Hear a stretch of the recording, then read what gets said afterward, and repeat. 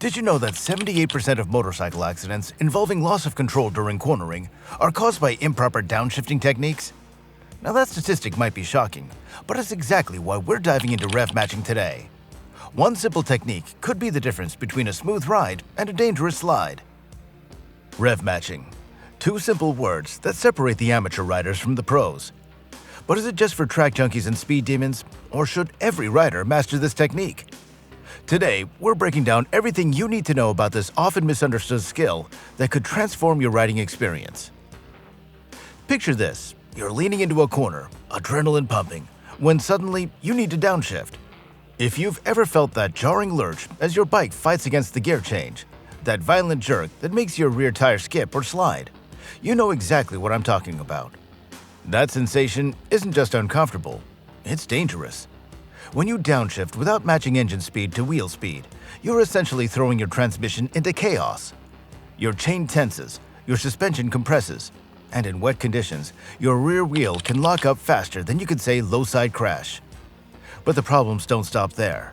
That constant jarring effect is destroying your drivetrain. Your clutch plates, your transmission, even your sprockets, all wearing down prematurely because of improper downshifting technique. And let's be honest, nothing kills the joy of riding like that herky-jerky feeling that makes you look like a complete novice, especially when riding with more experienced friends. What's frustrating is that many riders spend thousands on performance upgrades, fancy exhausts, power commanders, and lightweight wheels, but completely ignore the single most important performance component, their own technique. It's like buying expensive running shoes, but never learning proper running form. The irony is, most riders don't even realize they're doing anything wrong. Now they've grown so accustomed to that jerky feeling that they think it's normal, just part of riding a motorcycle. Now trust me, it's not, and today I'm going to show you why. So what exactly is rev matching? In its simplest form, rev matching is the art of raising your engine RPM to match the lower gear you're about to select before you release the clutch. Here's how it works mechanically. When you're cruising along at speed and need to downshift, the engine is running at a specific RPM that matches your current gear and speed. If you simply pull in the clutch, shift down, and release the clutch, your engine has to suddenly match a completely different gear ratio. And it does this by essentially using your rear wheel as a lever, causing that jarring effect. Rev matching eliminates this problem by preemptively raising the engine speed to where it needs to be for the lower gear. Let me break down this process step by step. 1. Pull in the clutch. 2. While the clutch is disengaged, blip the throttle to raise engine RPM. 3. Downshift to the lower gear. And 4. Smoothly release the clutch. The key word here is blip. We're not talking about cranking the throttle wide open, just a quick, precise bump that raises the RPM momentarily. How much? Well, that depends on your bike and the gear change, but generally, you're looking at a 1,000 to 2,000 RPM increase for a single gear drop. Here's where riders usually mess up. First, the timing. If you blip the throttle too soon, the RPMs will have already fallen by the time you release the clutch. Too late, and you're back to that jerky sensation. Second, the throttle control. A ham-fisted approach leads to over-revving, which can be just as jarring as not rev matching at all. And third, clutch release. Even with perfect rev matching, if you dump the clutch, you're asking for trouble. Let's talk about different motorcycle types, because this matters more than most riders realize. On a lightweight sport bike with a high revving engine, you'll need a quicker, sharper blip of the throttle. Those engines lose RPM rapidly when you pull in the clutch due to lower rotating mass. Now in contrast, a big V-twin cruiser with its massive flywheel effect requires a more deliberate, somewhat longer throttle blip, since those engines don't drop RPM as quickly. The technique is the same, but the execution varies slightly. Now, does every bike need rev matching? Not exactly. Modern sport bikes with slipper clutches can handle some sloppy downshifting, but even they benefit from proper technique. Cruisers and tourers with their higher inertia especially need clean downshifts to maintain stability. But here's the thing most riders don't realize. Rev matching isn't just about avoiding that jerky sensation.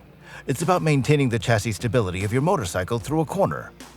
When your suspension is compressed from engine braking, your geometry changes.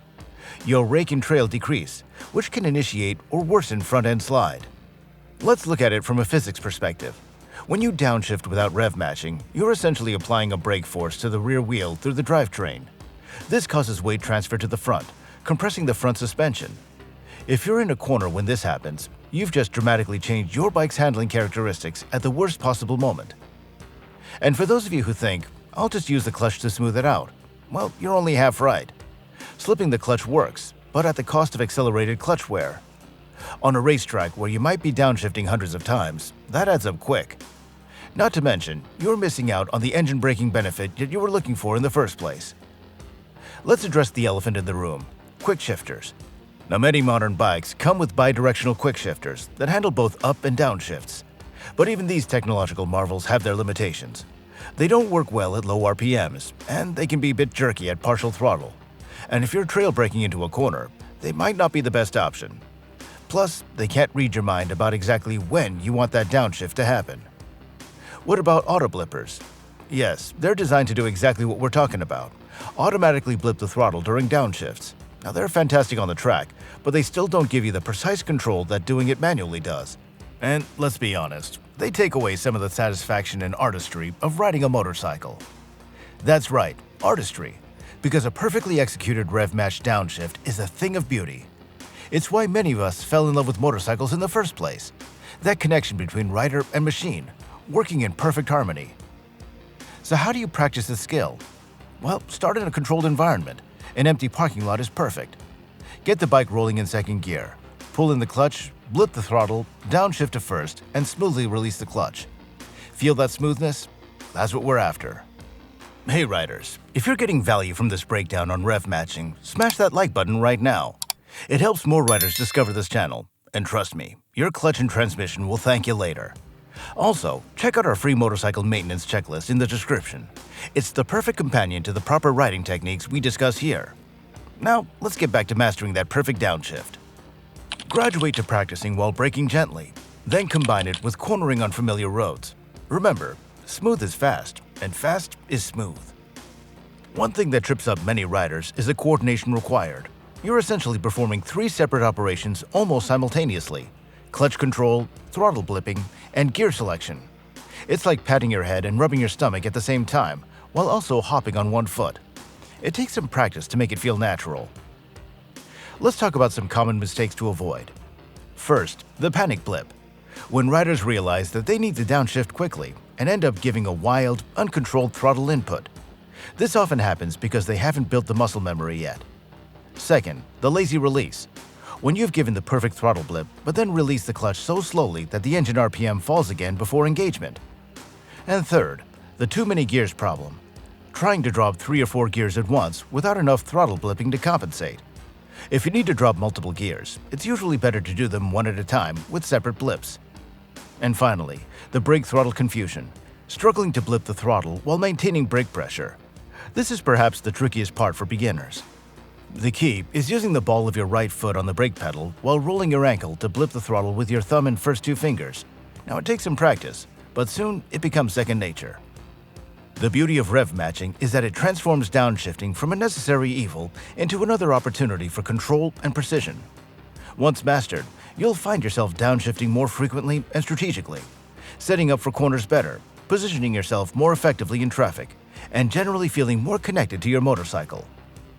I'll never forget the day rev matching literally saved my hide. I was carving through the tight switchbacks on the tail of the Dragon. 318 curves in 11 miles for those who haven't been there.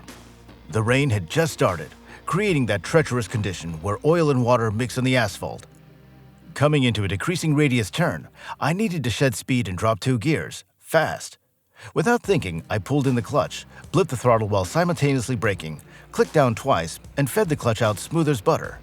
The bike settled into the corner perfectly balanced, despite the sketchy conditions.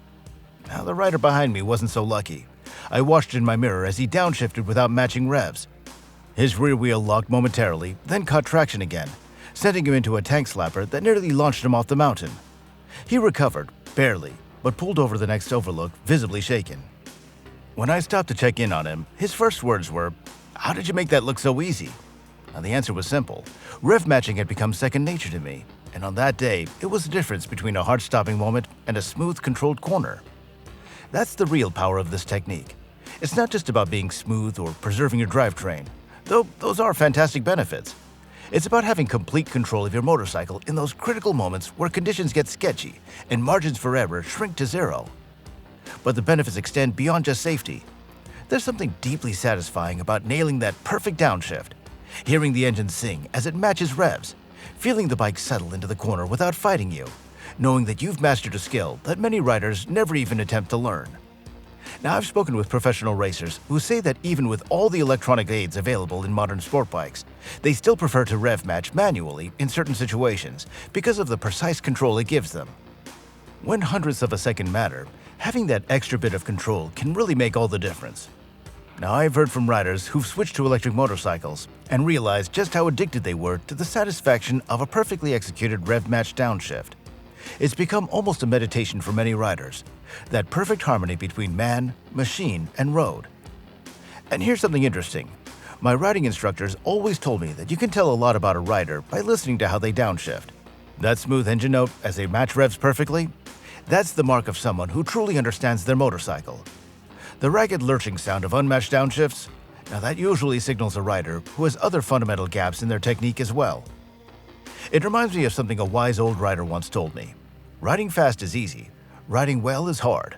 Rev matching is one of those skills that separates those who ride from those who ride well. So where does that leave us on rev matching? Is it essential or just a nice-to-have skill? Now, after diving deep into the technique, here's my take. Rev matching is like wearing proper riding gear. Can you ride without it? Sure. Should you? Probably not. The benefits are undeniable.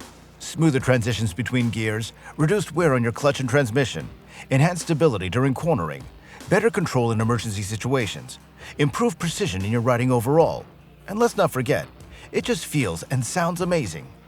The downsides? Just one. It takes practice.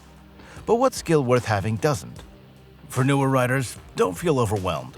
Focus on getting comfortable with basic clutch and throttle control first. Then gradually introduce rev matching at higher speeds. It's not something you need to master on day one. For experienced riders who haven't mastered this yet, well, what are you waiting for? It's probably the single most impactful technique that you can add to your riding arsenal. And for those cruiser riders thinking this doesn't apply to me, well, think again. Rev matching might be even more important on the heavy bike where the chassis stability is critical and those big flywheels make RPM changes more dramatic. I want to address one final misconception, that rev matching is only for sport riding or track days. Nothing could be further from the truth. This technique makes every aspect of riding more enjoyable, from cruising down the highway to navigating city traffic. It reduces fatigue on longer rides by eliminating those jarring transitions, and it gives you more options for control in unpredictable traffic situations. In fact, I'd argue that rev matching is most valuable in everyday riding scenarios, where conditions are unpredictable, and having that extra control can make all the difference between a close call and a crash. So there you have it, the complete guide to rev matching. Have you mastered this technique already, or are you inspired to start practicing? Drop a comment below with your experiences or questions about rev matching. And if you found this video helpful, do me a favor. Hit that subscribe button and check out our other technique videos on trail braking and body positioning. Now those skills, combined with what you learned today, will take your riding to a whole new level. Until next time, keep both wheels on the ground. Unless you're doing a wheelie, then just the rear one will do. Ride safe.